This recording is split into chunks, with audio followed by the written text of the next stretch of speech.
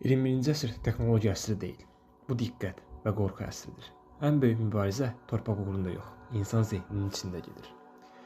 Biz süni intellektdən qorxuruq, avtomatlaşmadan qorxuruq, işlərin itiriləcəyindən qorxuruq. Amma əsas sual budur. İnsan özü nə qədər dəyişməyə hazırdır? Tarix boyu güc torpaqdan gəldi. Sonra sənayedən gəldi. Bugün isə güc məlumatdan gəlir. Məlumatı idarə edən gələcəyi formalaşdırır. Sual budur. Məlumat səni idarə edir, yoxsa sən onu? Milli kimliklər zəifləyir, qlobal problemlər güclənir. İqlim, miqrasiya, iqtisadi bərabərsizlik heç biri tək bir ölkənin həll edə biləcəyi mövzu deyil. Amma biz hələ də köhnə dillə düşünürük. İnsanlar artıq məhsul deyil, diqqət məhsuldur. Sənin vaxtın, sənin reaksiyan, sənin emosiyan satılır. Azadlıq nədir? Seçmə imkanı?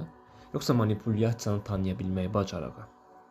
Təhsil sistemi hələ də keçmişə hazırlaşdırır, amma gələcək adaptasiya tələb edir. Sabit peşə anlayışı yoxdur.